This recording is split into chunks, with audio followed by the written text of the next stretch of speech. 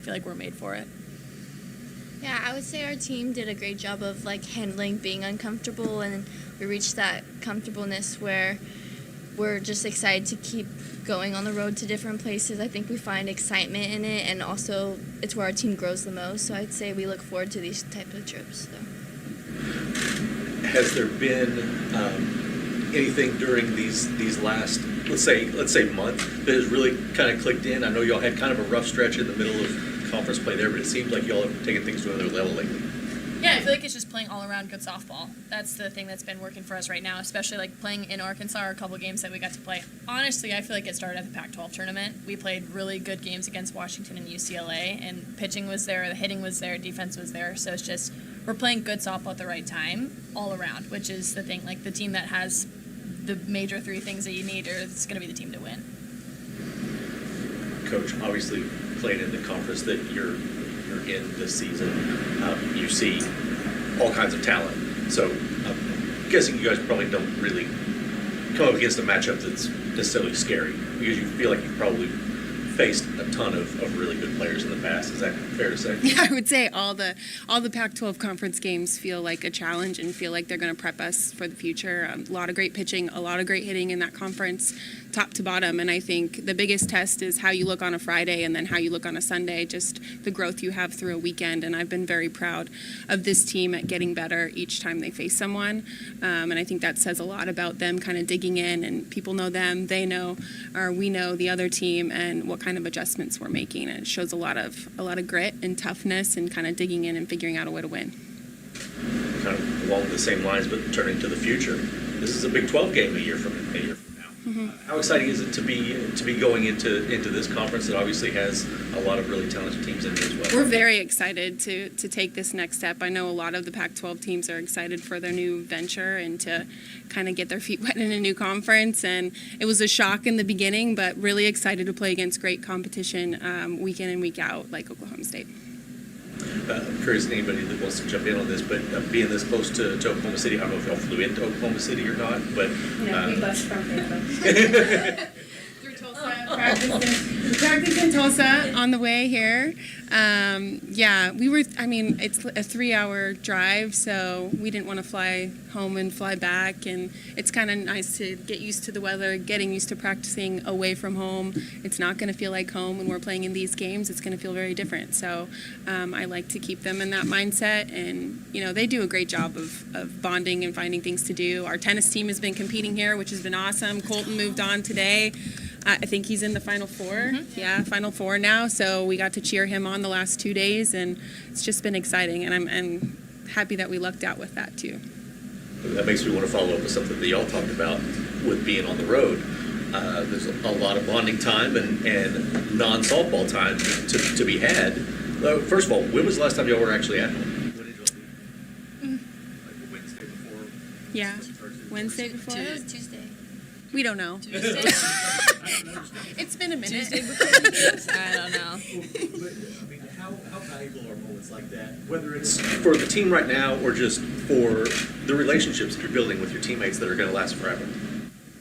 I would say they're extremely valuable personally, because the past 3 days have been so fun just for us in general, because we found another thing to bond about and look forward to go to. Yes, we came here for softball, and that is the main priority, but it's always nice to figure out things to do to support Wildcat Nation, of course, fellow Wildcats, but just have a good time and enjoy being with each other and enjoy doing different things. And even though we weren't playing, we were still competing in those stands, so I think if anything it was just prepping us to get energized for these upcoming games.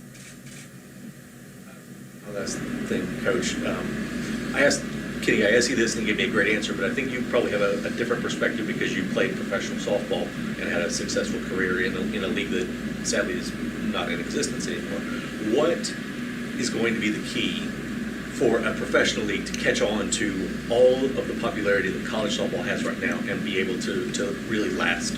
I mean, a good professional system and a foundation that's built on taking care of the athletes and marketing them as they should be and pouring money into it. I think we've proven that when we can pour money into our game, or truthfully, women's sports across the board, women have come through. So I think it's just making sure that they have the support going forward. And I know a lot of these athletes, they don't want these to be their last games. They want to look forward to something. And I think it's a shame that we haven't gotten it together yet, but at the same time, we have people that are, just wanting to try and keep going. And, I'm proud that there's opportunities still right now, and I hope there's way more when these guys are, sending their daughters off, or little kids who've looked up to them have grown up through the game, because there's a bunch of Reagan Shockey and LA Skaggs fans that want to come on and keep playing their sport too. How much fun was it for you? I mean, you played, 5 or 6 seasons, right? I don't know that either. 7 year, I don't know, something like that.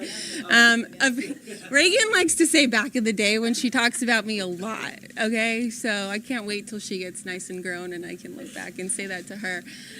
No, a very long time, and I've kind of done different things. I was lucky enough to be on the USA team and then the Pro League in different forms, and we even went on a college tour in the Pro League, and it's just so much fun. I mean, this is elite level softball right now. There's levels beyond this, and it's just sad when, I think the peak for women softball players, it hits later.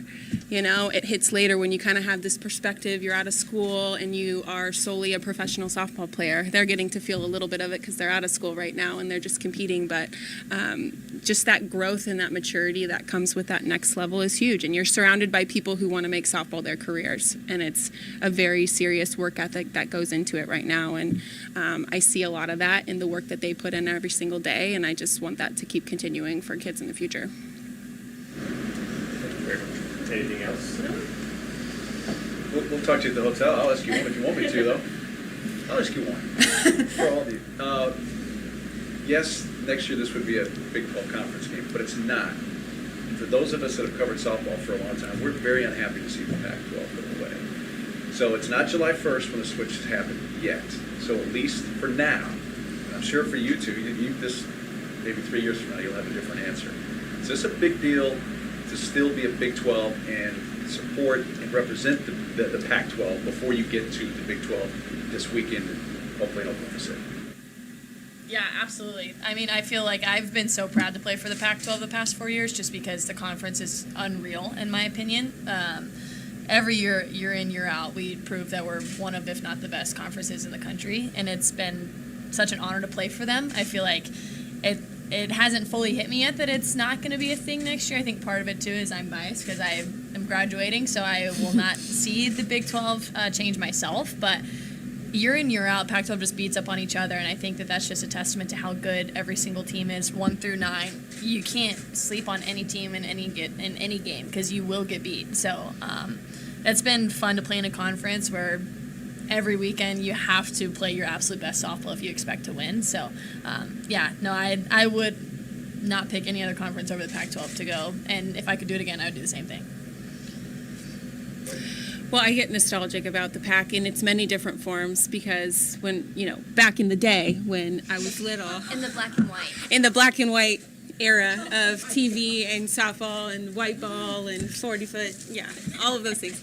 Now, we grew up wanting, everyone on my travel ball team wanted to play for the Pac-10, and that was the Pac-10 at the time. And I just think, the Pac in its forms put softball on the map in a really big way, and that's back when only the championship game was on TV for the World Series. And gosh darn it, we sat there on our little TVs, the black and white ones, that you just were so absorbed in those moments and saw softball at the highest level. And, everybody wanted to play in the Pac-10 at the time. And I think back to how many phenomenal coaches, phenomenal players, just absolute softball legends played in this league. And I think that's the biggest thing that makes me sad is it's not going to continue.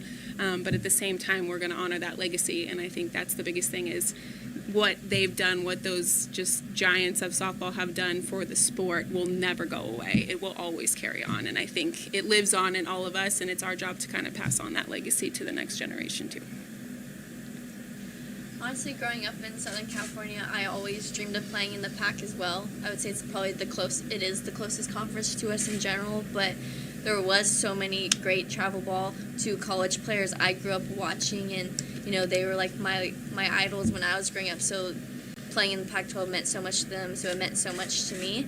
And I am interested in seeing the Big 12 and excited, but I am sad to see the Pac-12 because that's all I grew up watching, honestly. That's the only teams I personally cared about, just because it was so close to home. So like being in the Pac-12 does feel like home, so it's sad for it to go away, in my opinion. All right, that is the Arizona softball team. Caitlin Lowe, the head coach, along with Allie Skaggs and Regan Shockey. We'll dive into more of what is happening in super regional-wise softball coming up, as well as we take you again. DCandle Sports Tip will wrap up at 6, and it has just gone final. We'll let you know in the Pac-12 right now, up in Scottsdale, Southern California, knocks off Oregon, and so the Trojans are in the semifinals along with Arizona and Stanford. DCandle Sports Tip. Cricket is getting you home every 20 minutes on the 5s with your traffic and your weather. From the O'Reilly Chevrolet Traffic Center, it's Wildcats Radio 1290 traffic and weather together. New collision reported Sarnoff near Broadway on Sarnoff to the south of Broadway. Also clearing Speedway near 6th. On Speedway east of 6th Avenue, some westbound slowing. Final clearing at Cardinal and Irvington. 61 the low, sunny, 96 tomorrow, and sunny, 92 now. I'm Cricket with your Wildcats Radio 1290 traffic and weather together. This report is sponsored by Juicy Juice. Your kids are on the go all day, every day. So count on Juicy Juice for the good stuff. Give your kids the nutrients of real 100% fruit juice with no sugar added, no high fructose corn syrup, and no artificial sweeteners. Find Juicy Juice at your favorite local grocery retailer. Info at juicyjuice.com. Do you need your home repiped? Having trouble with your water heater? Leaking toilet? Have you ever thought about an instant recorded seweroscopy? Then call Economy Plumbing Service at 885-3510. Because if water goes through it or to it, we do it. Economy Plumbing, 885-3510. Cummings Plumbing, Heating, and Cooling, where we always give you a free estimate before we get started. ROC number 113429. Hey, it's David Kelly. Do you know the radio is not the only place to find Wildcats Radio 1290? You can stream us by downloading our 1290 app. A deep three is good, and the Cats are on top. We're also available on the iHeartMedia and Odyssey apps, or head to our website, wildcatsradio1290.com. Touchdown, Cats. We're even on Alexa. Just ask her to put on Wildcats Radio 1290 so you never miss any of Southern Arizona's most important and in-depth conversation. I have diabetes. I'm at risk for pneumococcal pneumonia. I have asthma. I'm at risk too. If you're 19 or older with chronic conditions like asthma, diabetes, COPD, or heart disease, or are 65 or older, you are at increased risk for pneumococcal pneumonia. Ask your doctor or pharmacist about Prevnar 20, pneumococcal 20-valent conjugate vaccine, a Pfizer vaccine that can help protect you against pneumococcal pneumonia in just one dose. Even if you've already been vaccinated with other pneumonia vaccines, Prevnar 20 may help provide added protection. Prevnar 20 is approved for adults to help prevent infections from 20 strains of the bacteria that cause pneumococcal pneumonia. Continued approval may depend on a supportive study. Don't get Prevnar 20 if you've had a severe allergic reaction to the vaccine or its ingredients. Adults with weakened immune systems may have a lower response to the vaccine. Side effects include pain and swelling at the injection site, fatigue, headache, muscle, and joint pain. For full prescribing information, please call 1-855-213-2138 or visit Prevnar20.com. Hi, I'm Mark Cuban, entrepreneur, businessman, and TV fan. People always come to me for investment advice. So here's a quick tip for you. Stop overpaying for cable and switch to Philo. What's Philo? It's the best way to watch more than 70 of your favorite channels and save big on your monthly bills. You can stream top channels like AMC, A&E, Discovery, Live, and On Demand. Philo's also got a library with thousands of hours of movies and shows just waiting for you. Plus, an unlimited DVR that lets you save all your favorites and rewatch them for up to 1 year. All of this for just $25 a month. You don't need me to tell you that this is a deal you need to make. Philo, now and forever. Head on over to philo.tv. That's PHILO.tv. And start your 7-day free trial now.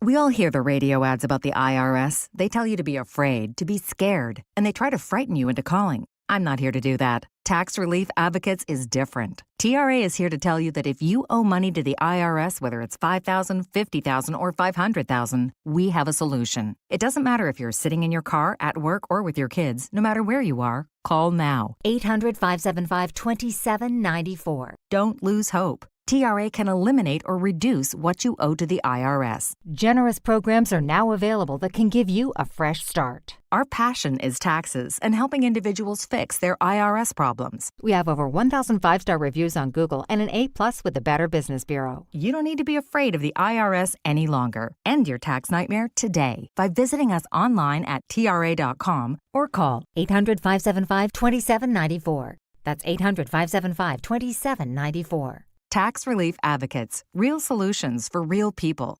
Yeah, Goodfellas AC. Hi, can I get a second opinion from you guys on something? Of course. It's what we're here for. So, my wife's brother claimed he'd done some AC repair before. Oh, boy. Yeah, and now there's kind of a rope and pulley situation that opens the freezer door and a fan inside turns on to cool off the house. Huh, very creative. Really? No, not at all. Next time, call us first, yeah?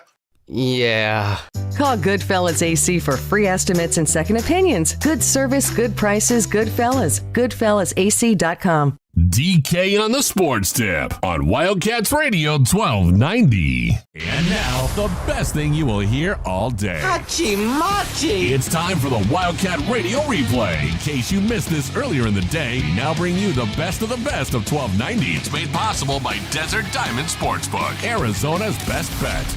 All right, we had a chance to talk to Kenny Gajewski earlier in the show. He is the head coach of the Oklahoma State Cowgirls, Arizona softball taking on Oklahoma State in the Super Regionals. And I asked Kenny what he sees in this Wildcat squad his Cowgirls will be facing this weekend. Yeah, I see a really good team, speed, power, pitchers that can keep them in the game. I see a team that thinks they can win. That's a big deal. Whenever you're able to go into an Arkansas and beat them there and then, hold on and do the things that they did this last weekend, tells you everything that you've got to know about them. I'm a big fan of Caitlin Lowe. I've been watching her. I watched her kind of take over, and I'm watching this thing grow. I'm a big fan of Christian Conrad. I think he's one of the bright young pitching minds in our game, and as he starts to be able to recruit the kids that he wants to build a staff, I think he's going to be really good. I've always been a fan of Mike and what he's done. So they look like a team. They look like an Arizona team. They're physical. Like when I'm watching them on film, I'm like, golly, everybody that walks up, the plate looks like they're big, strong, physical. A lot of lefties, which can sometimes give us some trouble. So with our pitching staff, so it's going to be a fun matchup. I'm very impressed with the way that they played, and we're going to have to play our best. And lastly, Kenny, for our folks out here, give us an introduction to the Big 12 and what we can expect moving into this conference. Well, I think it's going to be a blast. I don't know that your fans are going to like traveling to Iowa State and Kansas and some of those schools every year, but the softball is good. It's really good. It's really improved. I think up until this year, I think the 7 out of the last 8 years, the Big 12 has been the number 2 RPI conference in the country, ahead of the Pac. So it's been getting really good, very competitive. You're going to see facilities that are much better than the Pac, much better. And you're going to see schools that are investing resources. So I think what it's going to do for the schools that are coming in, it's going to force them to have to keep investing. The most importantly, what you're going to find is a lot of really cool towns, a lot of great people, a conference that wants to be great. We've got a commissioner that seems to be on it. Like, I'm really impressed with what Brett Yormark has done up to this point. And I've had a chance to talk to him multiple times. He's made me feel like he cares about softball and baseball and other sports, which is important. And I think Arizona is going to be a huge addition to this conference for softball especially. And I'm looking forward to coming out there and playing in front of those crowds. That was the Wildcat Radio Replay with the best of the best from 1290. It's brought to you by Desert Diamond Sportsbook, Arizona's best bet. Our appreciations to Kenny Gajewski for joining us. That series will start at 5 o'clock Tucson time on Friday for Game 1. Again, we will not have broadcasts in terms of the radio on that series this weekend, but if the Wildcats can win the best-of-3 series in advance to the College World Series, there will be broadcasts for Arizona softball on Freedom 1400 KTUC from Oklahoma City. But it's going to be tough because, as you heard, if you listened to that interview earlier with Kenny Gajewski, they have gone 18-1 in their last 19 postseason games in Stillwater, Oklahoma. So it is a tough place to win. If the Wildcats can do that, it's going to be a tremendous feat. All right. We had a question of the day earlier, and it had to do with hockey. Last night was Game 1 of the Eastern Conference Finals, and the Florida Panthers absolutely dominated. Forsling, and they score! Matthew Tkachuk with the first goal of the series. And Florida leads 1-0. Stenlund with Lafreniere riding him. Ekman Larson scores! Oliver Ekman Larson makes it 2-0.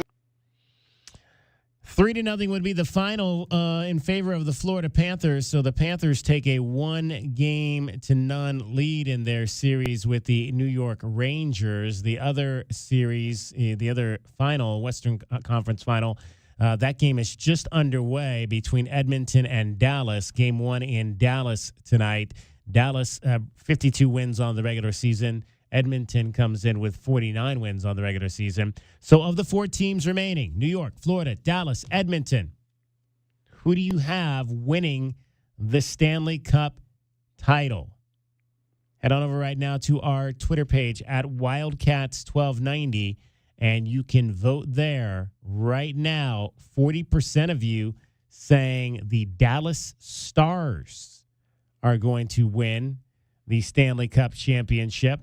30% coming in with the Florida Panthers. So in all likelihood, folks believe it's going to be a Florida-Dallas final. So that'll be Miami. Florida is in Miami. Miami-Dallas. 20% saying the Edmonton Oilers, and just one vote, 10% coming in right now for the New York Rangers. So not a lot of New York Ranger believers out there right now. So head on over. That poll will be available for you up until the start of our show tomorrow. Of the 4 teams remaining in the Stanley Cup playoffs, who do you think is going to win it all? Dallas right now leading at 40%. It's surprising because there's a lot of New Yorkers I know that have transplanted to Tucson. But then again, we didn't talk a ton about the Knicks last week, so maybe they tuned us out because we're not talking Perhaps. Knicks, so I don't know. Perhaps. Game 1 of the NBA's Western Conference Finals last night goes to the Dallas Mavericks, and a great performance by one Luka Doncic. Here comes Jaden Hardy. Into the defense, kicks it out. Green, 3, hits the chain. Doncic will drive and take advantage and feed, and Gafford is there to flush. Doncic with a 3, sticks it. Uh-oh. Wow. 7-0 personal run here. Picked up inside Lively. Doncic fakes, bumps, fires, good. Oh, man. Big shot.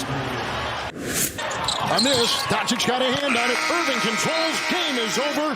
And the Dallas Mavericks have come from behind to beat Minnesota in Game 1. 108-105 for the Dallas Mavericks as they take a 1-0 series lead. Luka Doncic, 33 points to go along with 8 assists and 6 rebounds. in Game 1. Anthony Edwards, 19 points on just 6 of 16 shooting. He did have 11 rebounds and 8 assists in the contest. After the ball game, is this Charles Barkley? That's correct. Yeah, Charles Barkley on Inside the NBA was chatting with Kyrie Irving and asked him about Anthony Edwards wanting to guard Kyrie Irving. Kyrie, you at home minding your business the other night. Yeah, what about it? You with your beautiful family just chilling, probably having a nice meal, and then the young fella says, I got Kyrie. So, and you said, excuse me? Yeah. And he said it again. He said, I got Kyrie. Yep. That's the most aggressive you've been in a long time. Yes, sir. I know that had to irk you a little bit. Yeah, used it as a motivation. You know, when I was sitting at home and I saw it, I was like, it's just a nod of respect, and then also I knew what type of game it was going to be for Game 1 and also for the rest of the series. So you're right, I was at home with my family watching Game 7. You just minding your own business. And then Ant comes out and says, I got Kyrie, but also that's a no-fear mentality, and that's why we love Ant.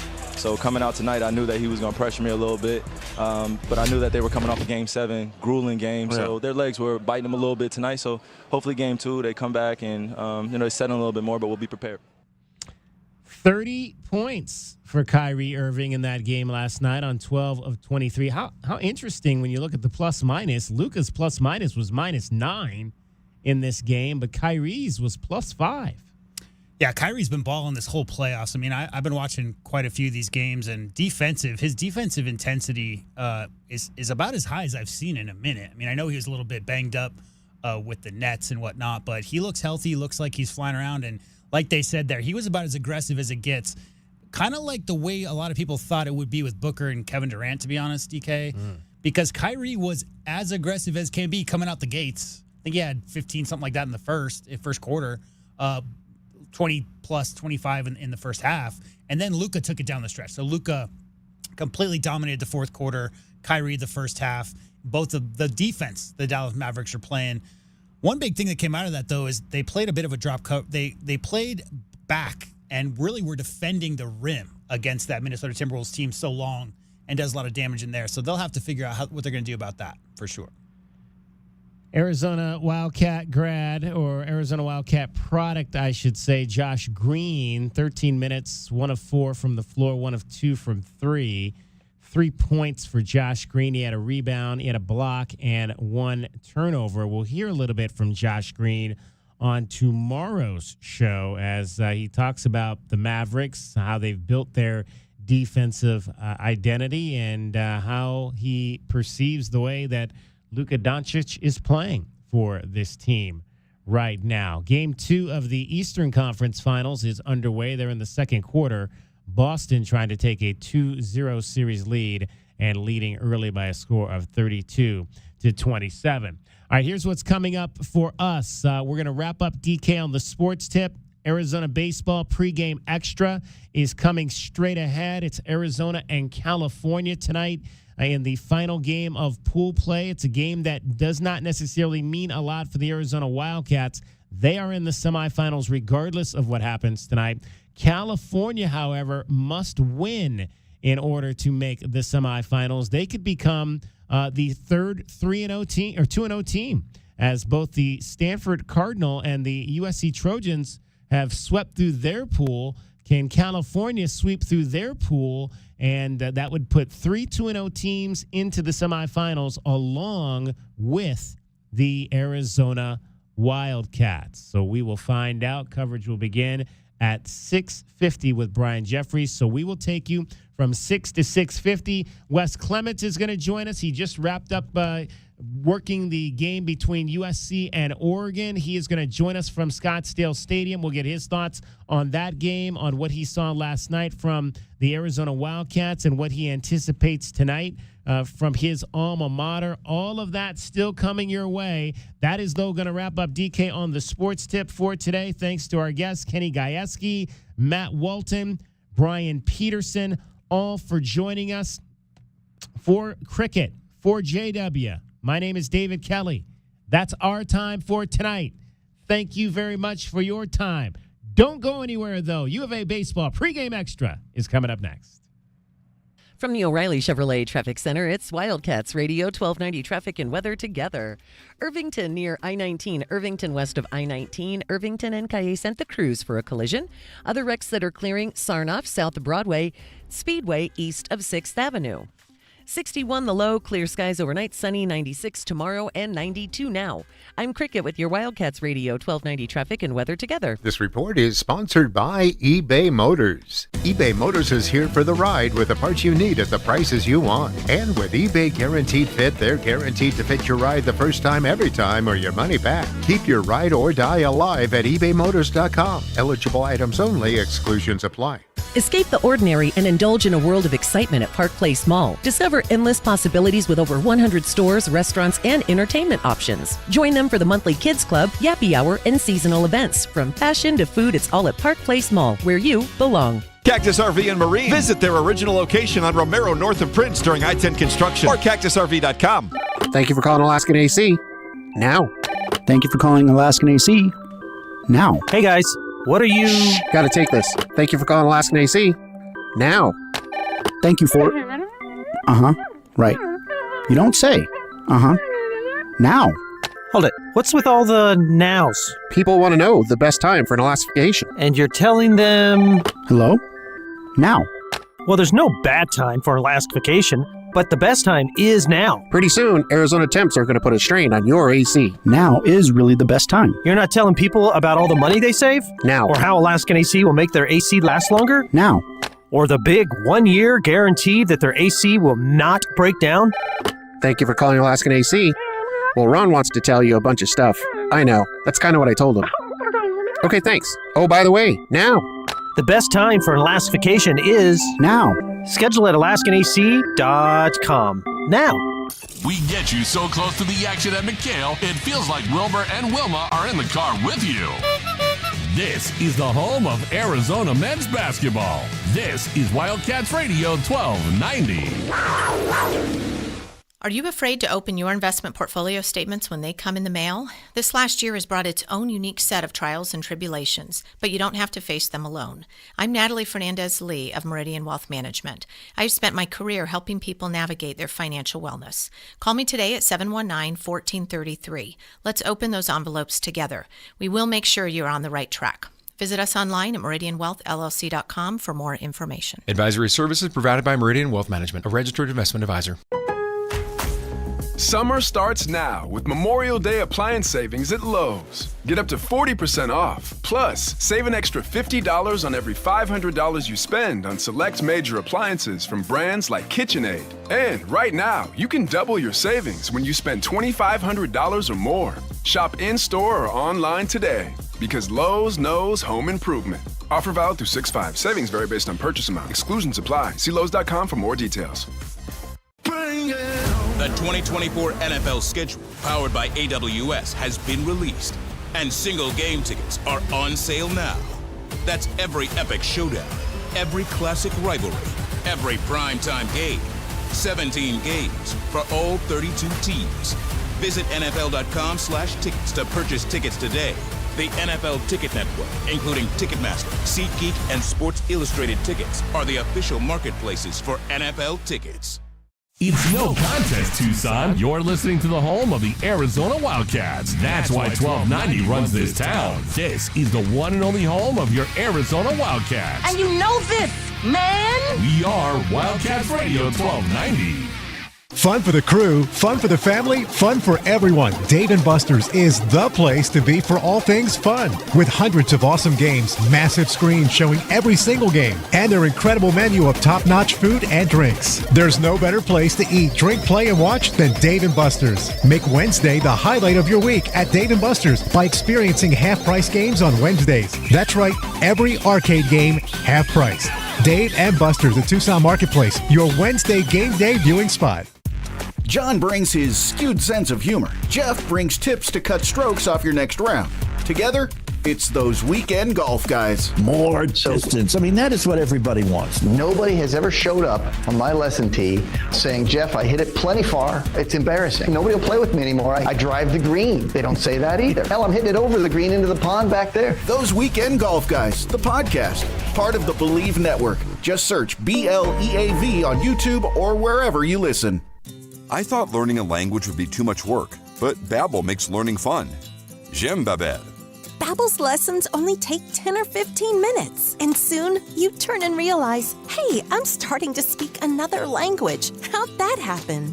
Babbel isn't robots talking. You learn words and phrases from real native speakers. I was ready for real-life conversations in just a few weeks. So easy. Go to Babbel.com to try for free. That's Babbel.com. Babbel.com. KCUB Tucson, a Cumulus media station. We are the sports station that Tucson turns to for all the latest news when it comes to Arizona men's basketball, along with all the play-by-play action. We are Wildcats Radio 1290. Pitch from Susak. Ground ball towards Mason White. He'll go to second for the out. Inning over, game over. And the Cats take game one. A little nerve-wracking in the end. A win is a win. Welcome to Arizona Baseball Pregame Extra, getting you set for the Wildcats and the California Golden Bears tonight in Scottsdale. It is the Pac-12 Tournament, a game that means a lot to the California Golden Bears, as if they win tonight over the Wildcats, they are headed to the semifinals of the Pac-12 Tournament, a place where the Wildcats already are. The question is will they enter the semifinals as a pool winner or as the wild card? First pitch coming up for you at 7:05. Our coverage will begin officially at 6:50 with Brian Jeffries. But right now, let's go to Scottsdale Stadium and welcome in a national champion Arizona Wildcat from 1980. His name is Wes Clements. He is with the Pac-12 Network. He has been calling games this week in the Pac-12 tournament. He also was down here in Tucson last weekend and called in outstanding series between the Wildcats and the Oregon State Beavers. Well, it really wasn't outstanding for the first two nights, but it got pretty good at the end. And kind of a great way to put a cap, I guess, on our Pac-12 experience. You were on that 80 team that won the school's first Pac-10 regular season championship, and then you're in the broadcast booth to see Chip Hale's team win the final Pac-12 conference regular season championships. Nice bookend to your baseball career.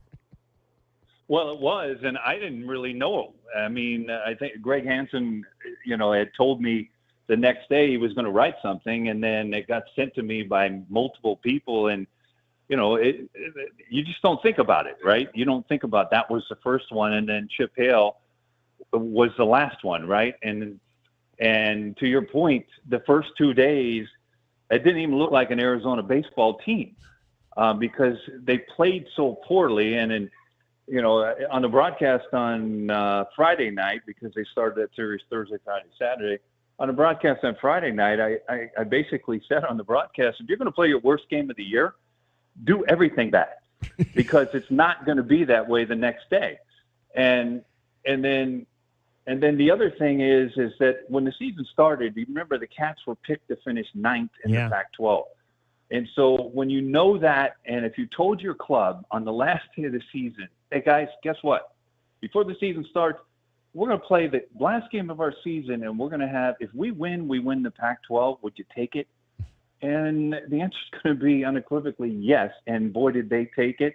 And they made it tough on a lot of Wildcat fans. I will say that. But what a game. And that's one of the best 10 games that I've ever seen in broadcasting in the last 10 years. It played immaculate on both sides defensively, great hits, clutch hits, and then, of course, Summer with the ball to the gap. As a guy that's played this game, Wes, and who's coached this game, I want to, one of the things we were talking about was the decision that they made after going down in that inning, in the ninth inning, to pitch to Travis Bazzano versus walking and putting him on. What did you think of that decision? And I think the thing that stood out to me was, you've got Travis Bazzano, who might be the best player in college baseball. He swung at the first pitch. I thought, wow, I thought he'd had a little bit more patience there. But got a little over aggressive, maybe got himself out and put Arizona in a position down just, one run to have a chance to win that game in the bottom of the ninth inning. Well, remember, they put Susac out there to close games, and the one thing that Chip Hale and his staff are not going to do is shy away from having confidence in the man they have on the mound. Now, I get it, your point, because Bazzana is basically a freak, and I say that in the most endearing way I can. He's a super talent. He's a super talent, but don't forget McDowell's right behind him in that situation. McDowell been swinging the bat well, and I think at that time, it's just how many runs do we want to be chasing as we go to the bottom of the ninth. And so if you put him on and then now you extend it to McDowell, and don't forget Turley's just coming up, you're talking about a juggernaut of an offense up and down in that lineup. And of course, they were lucky. And again, you thought they were out of it, right? Yeah. But the pest, Trotsky, right? He was the pest, and he gets a hit up the first base line. And, again, you need 27 outs to win. Holmes, who came out of the pen, and he's been sensational. He's one of the best relievers in the country. He closed up the game for the Beavers today against Oregon State, just 1, 2, 3, boom. But he's been one of the best in the country, and he's been one of the best, obviously the best for the Beavers. But he had some command, and then all of a sudden you plunk somebody, and the next thing you know, you got first and second and no outs, and you're thinking, really? Really? You got an opportunity here. And then, Mr. Rogers, who had been successful with 2 bunt hits in the series, you think, okay, this is a no-brainer here. Right. I mean, he puts it down, and it's going to be even tough to get him. And then he pops it up, and then the rest is history. Chatting with Wes Clements, Arizona national champion from 1980 with the Pac-12 network. Outside of the Cal game against Washington, this has been a pretty good Pac-12 tournament. I mean, these games have all been very tight and well played. You just came off the broadcast of the USC-Oregon game, which was a no score pretty much through the first 5 innings. What have been your top takeaways from the tournament so far? Well, if you don't say the Stanford Cardinal and David Efser's club, then you haven't been watching, right? You're talking about a number 9 seed that came in here, and this is a Stanford club that lost literally a single A-ball team and the position players and pitching staff, and they have struggled the entire year basically. And then they come in as a 9 seed, and then they take care of the hottest team that had come in here in ASU, scoring 8 runs in 1 inning, so they barely hang on right there. And then the pitching duel yesterday, a 2-1 win over the Beavers, and just like that, it's like, well, this is what happens for a David Esser club in late May. They start to play real good. Now, for them to get in the postseason, they're going to have to win this tournament. But it's been a great story. And then Andy Stankovic's USC club, another great story. They came in hot. They've now won 8 straight and beat a tremendous Oregon Ducks team. That, by the way, Duck fans, if you're listening, you don't worry, your team's going to be in the postseason. Absolutely. I think I absolutely agree with you on that one. That's a very, very good ball club right there. I guess the question, though, is going to be how many teams are going to be hosting. Is it just going to be Oregon State? Does Arizona State have a chance to be in that conversation? What's your gut feeling based on what you've seen from Arizona? Do they have to win this thing to be a host next weekend, or do you think they can not win and host? Well, are you asking me on what should be done correctly and fairly, or are you asking me what I think is trying to be done? Well, give me both sides of that. Okay. Well, here's what I will tell you. And first I'm going to preface this with saying SEC has done more to the growth of college baseball than just anybody has in literally the past 10 years. So I'm going to give them kudos for that. ACC as well. That said, if you win a Power 5 regular season conference championship, I think it's a no-brainer. It should just be an automatic across the board. Whoever wins those regular season titles is a host. And then you go from there.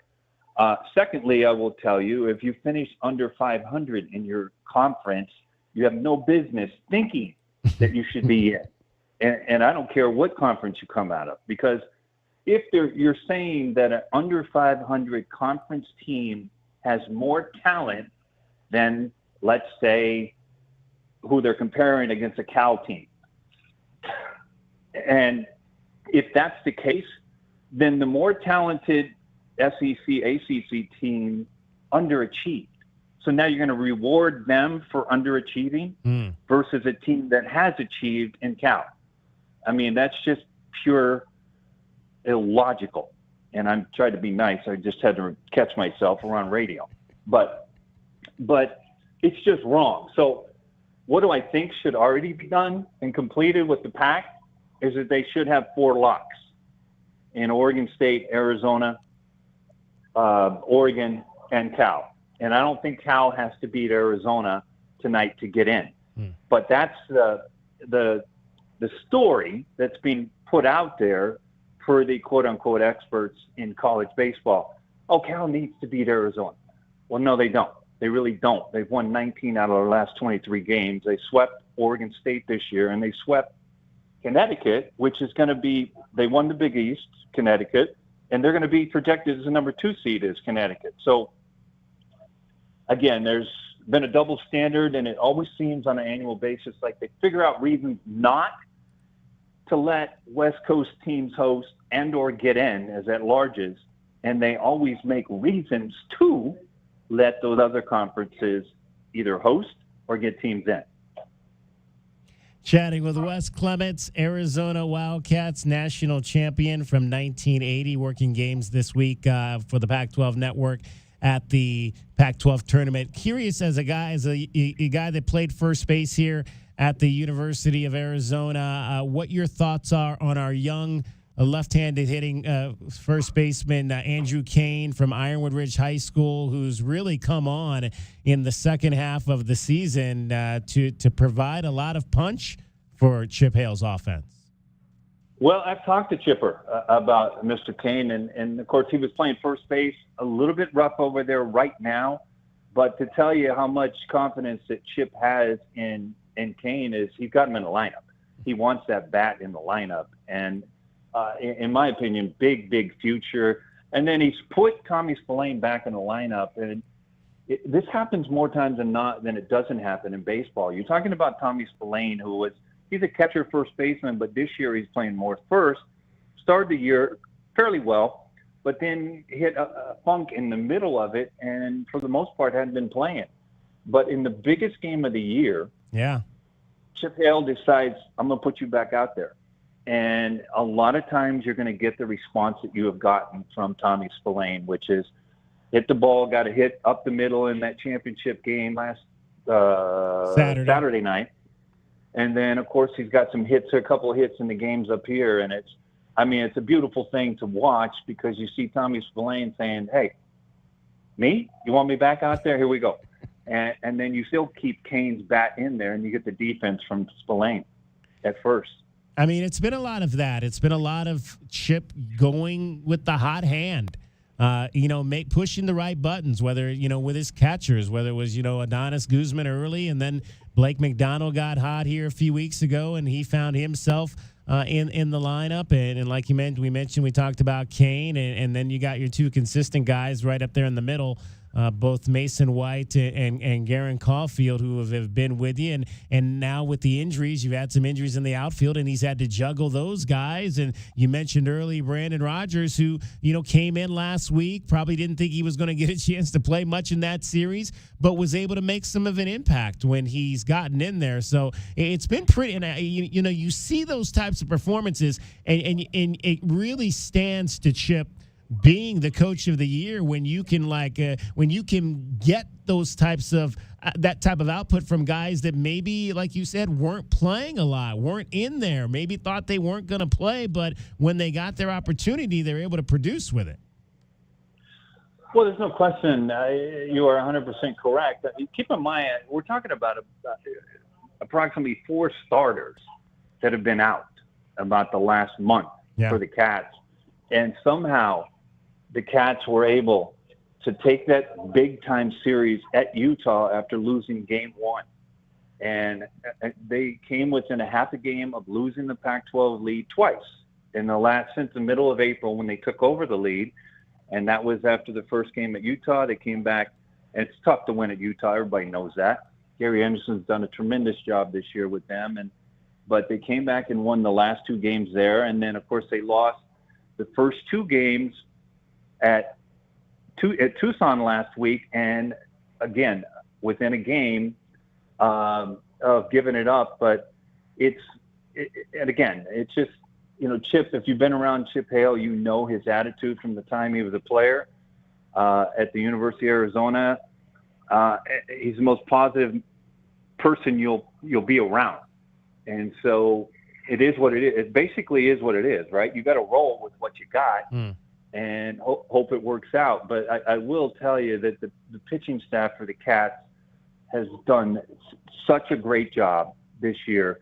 From Kent and Candiotti being a 2, where he'd be number 1 and across the country anywhere else, including the SEC and the ACC. And then Walty, my goodness gracious, what do you say about Mr. Walty? Yeah. What he did last Saturday night. It was just a thing of beauty. Wes, will you be working games during the NCAA tournament? I should have a regional. Don't know where we're going. Again, it's a funny Monday is what we'll see. We're going to find out on Sunday night who the hosts are going to be. But it's an interesting Monday. We'll find out. But again, the hosts, we'll find out how many are going to be on the West Coast. And in my opinion, it should be 3: Santa Barbara, the Beavers, and the Cats.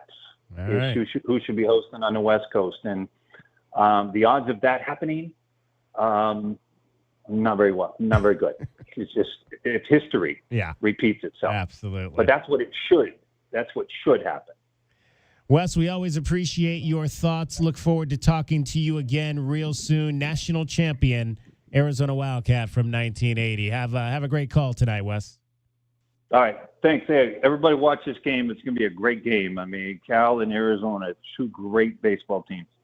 There we go. Wes Clements from the Pac-12 Network, our guest. We've got much more coming up for you on our Arizona Baseball Pre-Game Extra. We're going to hear from Clark Candiotti, as well as we'll hear from Brian Peterson, who's up covering the game as well for AZ Desert Swarm. Stay with us. You're listening to Wildcats Radio 1290. Hi, this is Joe Parsons, President and CEO of Parsons Steel and proud member of the Advisory Business Council of Meridian Wealth Management. As a longtime Tucsonan, professional rodeo cowboy, and businessman, I live my life on several core values and principles. Keep your promises, finish what you start. There's a line between right and wrong and nothing in between. Natalie Fernandez and her team at Meridian share those core values, and I'm very proud to know them. To learn more about Meridian, call 719-1433. Advisory services provided by Meridian Wealth Management, a registered investment advisor. Chip Hale and your Arizona Wildcats are Pac-12 regular season champions. Summerhill drives in 2 in the bottom of the 9th. Bedlam at High Corbett Field. Tune in this week as the Batcats look to win the final Pac-12 postseason tournament. Arizona is champion of the Pac-12. The number 1 seeded Wildcats will take on the 9th seeded Washington Huskies Wednesday at 7 p.m. and the 6th seeded California Golden Bears Thursday at 7. Only on Wildcats Radio 1290.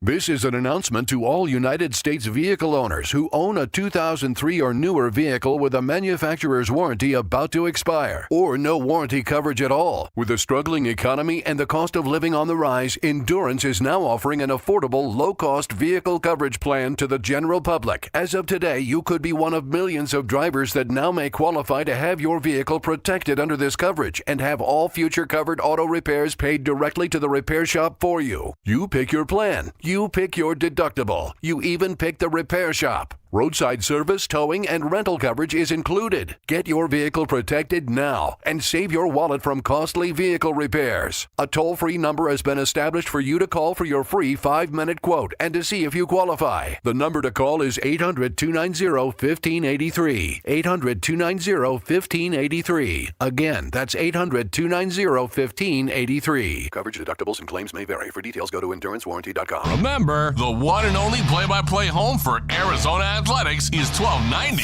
So if you're listening to Arizona football, men's basketball, and baseball, you have it locked on 1290.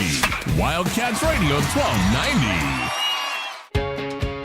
Westwood One presents Today in Women's Sports, sponsored by Allstate. Congratulations to Stanford Women's Golf, who captured its second team championship in 3 seasons last night. The top-ranked Cardinal defeated number 6 UCLA in match play to win their 3rd title in program history. Wednesday's title match was tied at 2 wins apiece, so it all boiled down to the decisive 5th pairing. Stanford senior Rachel Heck prevailed in that final round to close out her collegiate career as a 2-time national champ. She struggled with injuries earlier in the season, but now her squad stands alone in college golf. These girls are the reason I'm here today. Coach and I had a convo back in winter, and she was like, do you just want to call it? Like, I was going to doctor's appointments, physical therapy all the time. I was miserable, and these girls right here are the reason I wanted to keep pushing through. Thinking about this moment, standing here with them, has made every single second of it so worth it, and it just truly doesn't feel real. With Today in Women's Sports, I'm Amy Lawrence on Westwood One. Some people just know the best rate for you is a rate based on you with Allstate. Not a rate based on Terry, who keeps and makes the car behind them. Oh no, they're about to. Save with DriveWise in the Allstate app and only pay a rate based on you. Not available in every state, subject to terms and conditions. Rating factors and savings vary, and in some states your rate could increase with high-risk driving. Allstate Fire and Casualty Insurance Company and affiliates, Northbrook, Illinois. With T-Mobile, you can get tons of benefits and still save, because nobody likes having to choose. It's like getting romance and sci-fi. I love you. Also, I'm a robot. At T-Mobile, you can get the benefits you want and still save on every plan versus AT&T and Verizon. See how with our savings calculator at T-Mobile.com/switch. Plus, switch and keep your phone. We'll pay it off up to $800. Via virtual prepaid card in 15 days. Qualifying unlocked device credit service and timely redemption required. Card has no cash access and expires in 6 months. See T-Mobile.com. Mason White will come to the plate. First pitch to White. Launch deep to right field. Forget about it. Mason White has put the Wildcats ahead with his 18th home run of the season. 3-run shot.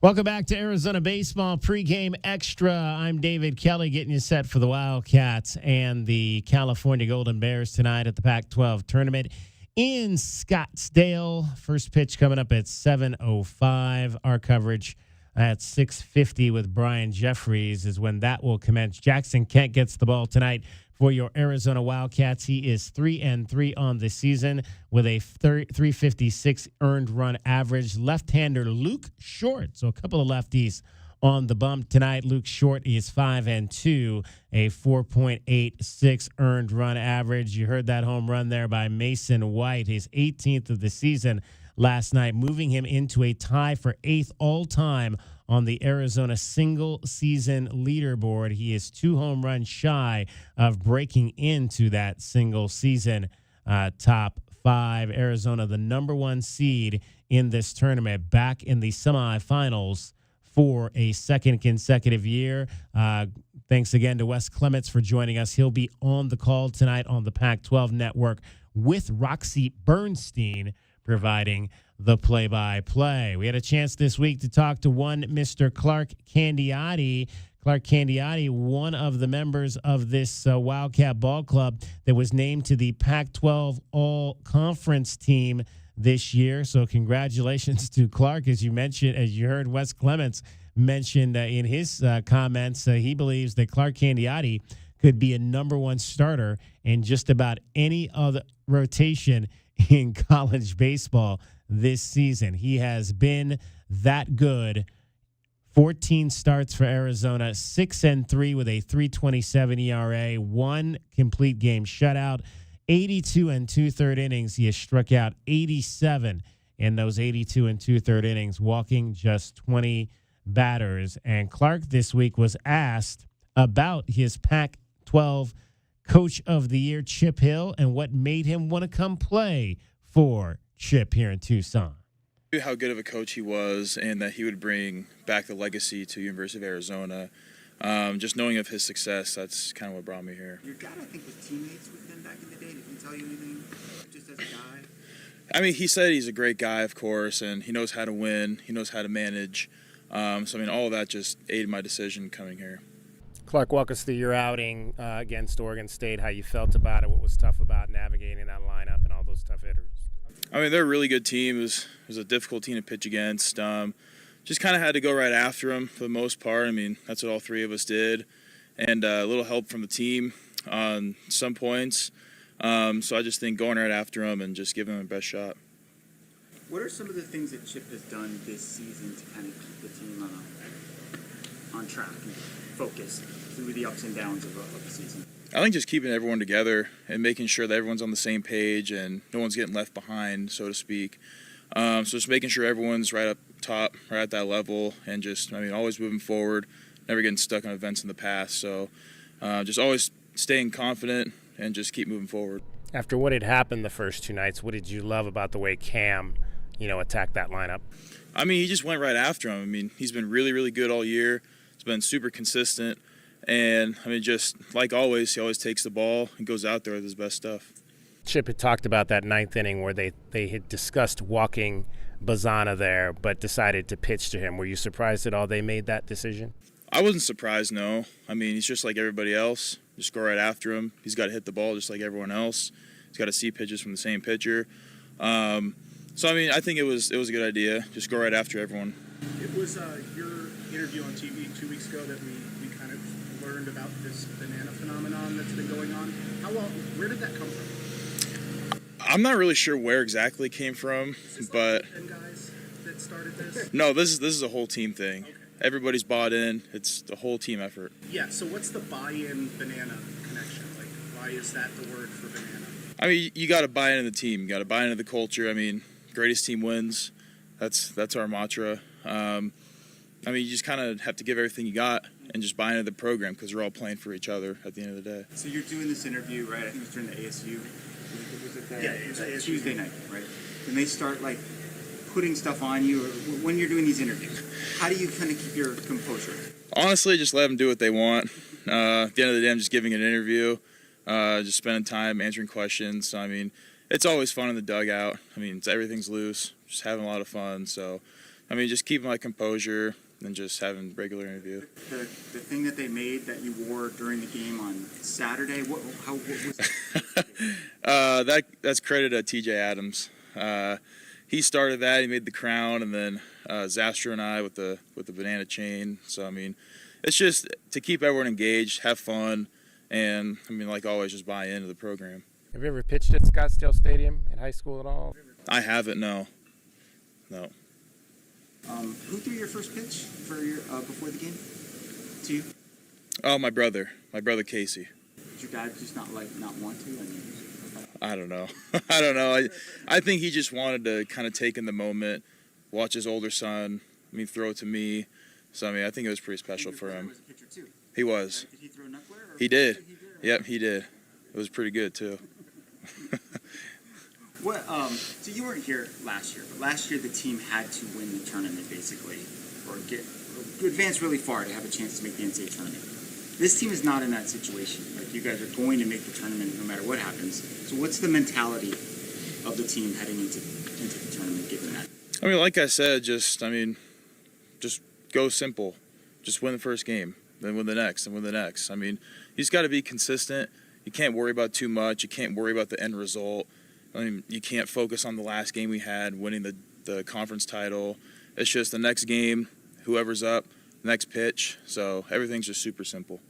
Now, likely you don't know who you'll face. You'll pitch in that Friday semifinal. So how do you quickly process all of that information when you get it to be ready to go out? I think it's just a matter of, I mean, whoever I'm throwing against, it's the same game plan. Go right after them with your best stuff, one pitch at a time. So, I mean, it really doesn't matter who's in the other dugout come Friday. Better yet, any day, we're just all going to go right after them with our best stuff. All right, that's Clark Candiotti, who will get the ball tomorrow in the semifinals. And we believe that will, so with the win by USC, that will almost now assuredly be against Stanford. Because if Cal were to advance, Arizona and Cal from the same pool cannot play. So USC or Arizona would play Stanford, and thus it would be Clark taking on the Cardinal. That was the team that he pitched the complete game shutout against earlier this year. So looking forward to that opportunity again for Clark coming up. And then it would be Cam Walty on Saturday if the Wildcats get to the Pac-12 Conference Championship game. It is the Arizona Baseball pregame extra. Coming up, we're going to chat with Brian Peterson, who covers Arizona baseball for the AZ Desert Swarm website. They do a tremendous job of covering all things Arizona Wildcats. Men's sports with Brian Peterson, women's sports with Kim Das, as well as other contributing writers as well. Brian Peterson will join us. You're listening to Arizona Baseball Pregame Extra here on Wildcats Radio 1290. O'Reilly. You need parts? O'Reilly Auto Parts has parts. Need them fast? We've got fast. No matter what you need, we have thousands of professional parts people doing their part to make sure you have it. Product availability. Just one part that makes O'Reilly stand apart. The professional parts people. O'Reilly Auto Parts. Dude Wipes presents ASSMR. This is what your butt feels when you clean it with regular, dry toilet paper.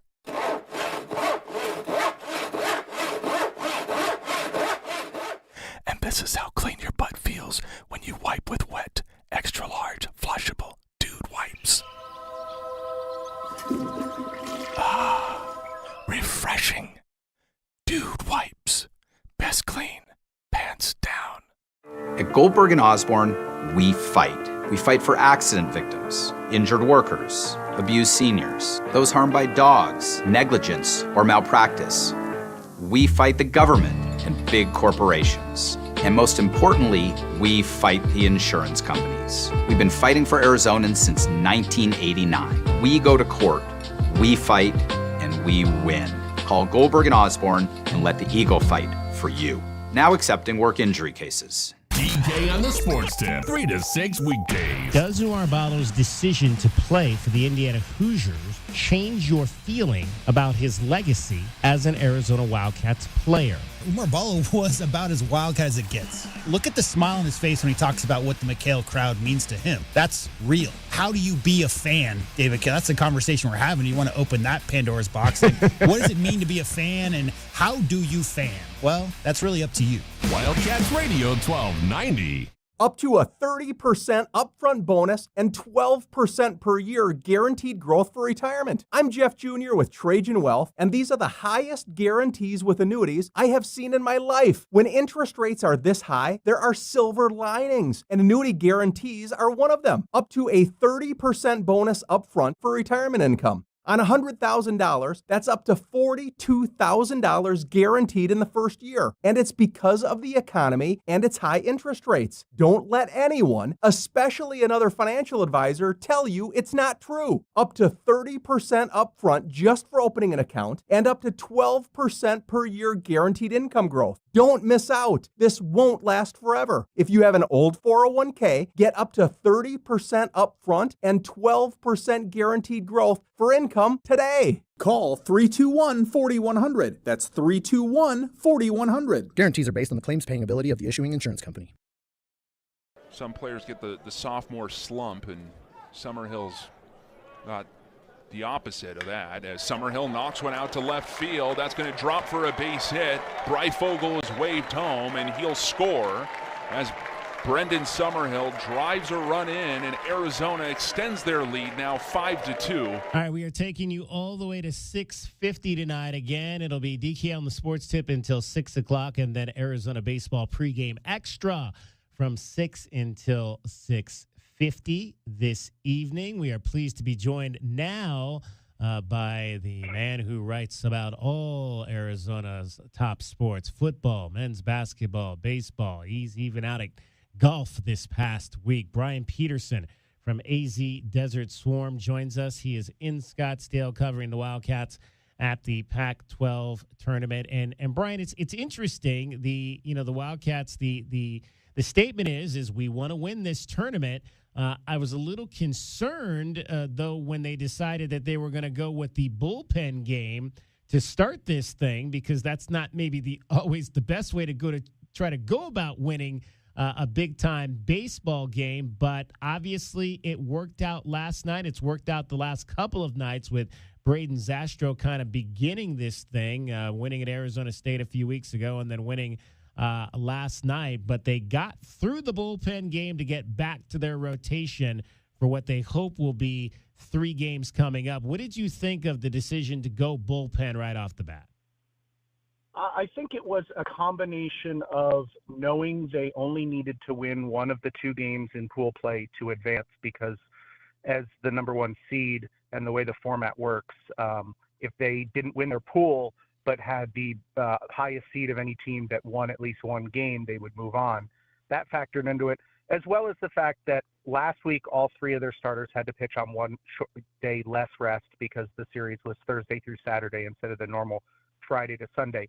And now to turn around and have them do that again, when you would then a week from now in the regionals go back to the normal Friday, Saturday, Sunday, and then give maybe too much rest, if you will. By going with the bullpen game on Wednesday, it enabled Arizona to keep its starters on a regular week of rest and then just get 1 extra day going into regionals. And Brian, obviously this is we've been talking about this whole scenario trying to figure out the semifinals and how confusing it is. It'd be nice for the Pac-12 to kind of lay out a spreadsheet of what actually has to happen. So obviously USC is winning their game right now. If they win, they're 2-0. They're the 3rd team in. Then it would come down to tonight. Obviously, if Cal beats Arizona, they're in. But if Arizona beats Cal, then Oregon State is in. Is that correct? Yes. So Arizona, in effect, gets to decide who the 4th team is into the semifinals. Do they beat Cal and allow the team that took 2 out of 3 from them into the semifinals and a chance to get them again at the end in the final? Or do they not so much lay down, but be okay with losing to Cal, knowing that it's a team they've beaten in the past and it keeps Oregon State out of the semifinals?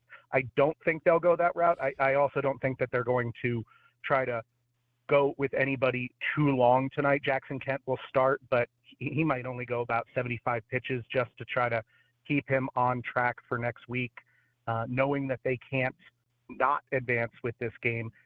It's more about just kind of getting yourself set up for the weekend. Yeah, and it's interesting because we had that conversation at the top of the show. Well, do you just lose tonight to make sure that Oregon State doesn't get in, to give yourself a little bit more of an easier path because you're already in this thing in terms of the semifinals? The belief, though, still obviously, I think, is that Arizona may have to win this tournament in order to host a regional. But I think I've heard you say a number of times that no Pac-12 team that's won the regular season and done so with 20-plus wins has not hosted. Is that correct? Yes. Since the Pac-12 went to its current number of teams, which is 11 in 2012, every regular season champion except for Utah in 2016 has hosted. And Utah had a losing overall record, so that kind of eliminated them and made them an anomaly. And basically every team with 20 conference wins, even if they didn't win their the league, has hosted except for 2 occasions when Washington in 2014 and 2018 did it, but they were the 2nd and 3rd place teams, and it was easier to justify. It's going to come down to, yes, Arizona has to win this tournament to have any chance to host. Their RPI is still in the high 20s right now, and I can't find an instance where they've gone lower than maybe 18 or 19 for one of those top 16 seeds. But that's where having Oregon State in there is better, right? Because there's more value in the opportunity to beat Oregon State again than either Cal or the Oregon USC winner.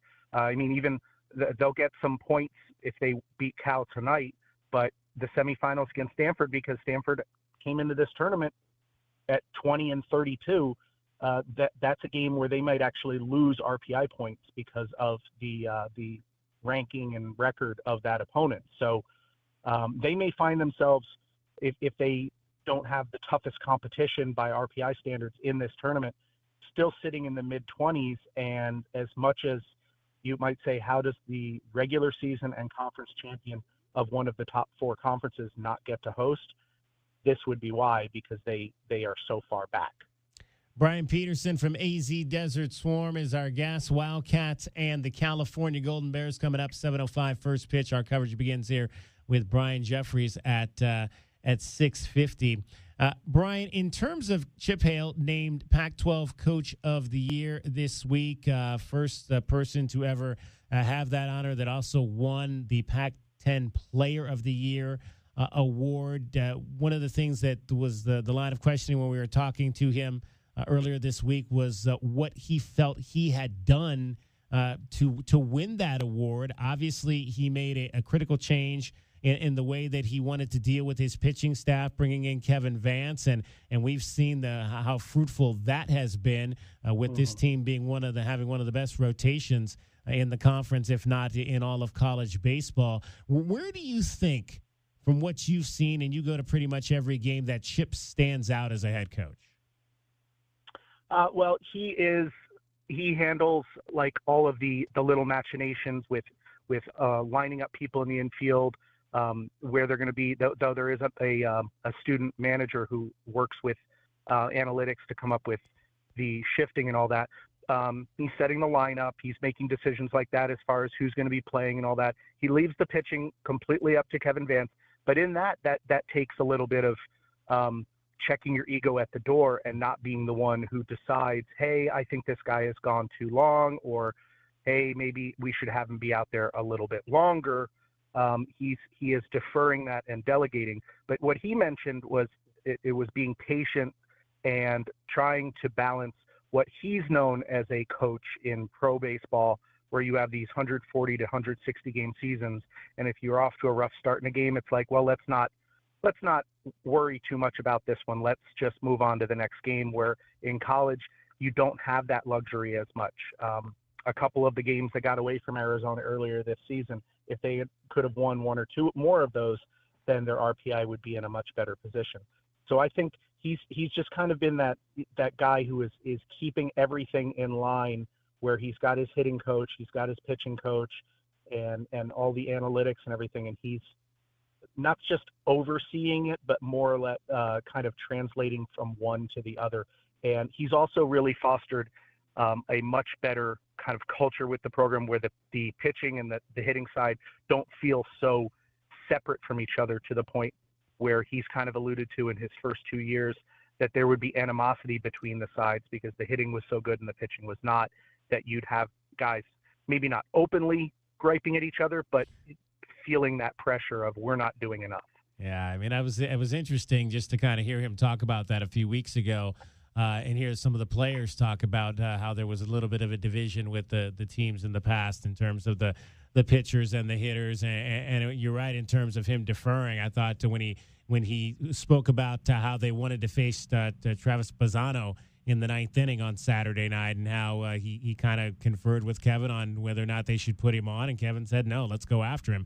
I was shocked that Travis swung at the first pitch. I mean, you're the best hitter in college baseball. I'd have thought maybe he had a little bit more patience in that instance, but maybe he thought he had a pitch that he really liked, and he went after it. But good for Arizona that he did, and they were able to get him out and go on to win that ball game for sure. We're joined by Brian. Yeah, go ahead, Brian. Go ahead. Oh, no, I was going to say, I think with Bazzana, he's so used to people trying to get ahead on him because they know how much he can walk and they'll want to get him into a hitter's count, that he will go after those first pitches. He's had a lot of times this season where he's led off games with a home run, and you're like, why are you even trying to throw him a strike? But if you can put it in the right spot for that first one, where it looks juicy enough to swing at, but it's not a pitch that they are going to be able to do anything with, then yeah, go for it. Brian Peterson, Arizona Desert Swarm, is our guest, getting set for the Wildcats and the California Golden Bears tonight. The final game of pool play at the Pac-12 Tournament, semifinals on Friday, and then finals on Saturday. Brian, when you look at this team right now as they have gotten to this point, do you see an X factor? I mean, obviously we've seen what Mason White has done all season long. We know what this pitching staff has done. Maybe Jackson Kent has not been as good the last two times out as you would have liked. Is there an X factor that you think is going to carry this team deep into the postseason? I think it goes with a combination of making sure you're still getting your 5 or 6, or if not more, innings from your starters, being able to, which allows you then to mix and match the relievers. There's 8, 9, 10 guys that Kevin Vance has gone to in a variety of roles, and being able to not have to have guys go on multiple days. Last weekend against Oregon State, when they were getting blown out in that second game 16-1, Eric Orloff and Trevor Long came out and each pitched on back-to-back games, back-to-back nights, which hadn't happened since late March. They've had a luxury of not having to overuse those arms. They might pitch twice in a weekend, but they're getting a day off. To make sure to keep being in that situation where they don't have to turn to guys on multiple days unless absolutely necessary is a key factor, because when you get into a regional, especially if you end up in the losers bracket, you go from only needing to play 3 games to potentially needing to play 5 games. Right. You don't want to be overtaxing people early on in that. From the offensive side, I mean, having Mason White take good at bats and not chase after stuff is always critical. But I think it's also just a matter of, like, when they get the scoring opportunities, they have to do what is necessary, whether that be, I mean, right before Mason White's home run last night, they had first and second, nobody out, and they had Richie Morales sacrifice both over, down 2-1. I mean, it's not that they were just playing for 1 run or 2 runs. That is the smart play there, rather than, try to get another hit. There's too many outcomes that could just lead to a pop out where no one advances, or a harder ground ball that leads to a double play. That was the smart play and manufacturing runs. I mean, heck, in the Oregon State series, until Brendan Summerhill's walk-off 2-run double, all the runs Arizona scored were the quote-unquote productive outs. They were RBI ground outs. They were sacrifice flies. And teams that are willing to do that, it can always be effective. Sometimes you do need those big crooked numbers, but when you get an opportunity with a runner on second or third and less than 2 outs, you need to get them in. Brian Peterson from AZ Desert Swarm. Brian, we appreciate your time as always. Great to talk to you. That's going to wrap up our Arizona baseball pregame extra. Stay tuned. It's number 18 Arizona against California in the Pac-12 baseball tournament. Brian Jeffries will have the call. My name is David Kelly. Have a great night, everybody. Bear down, Arizona.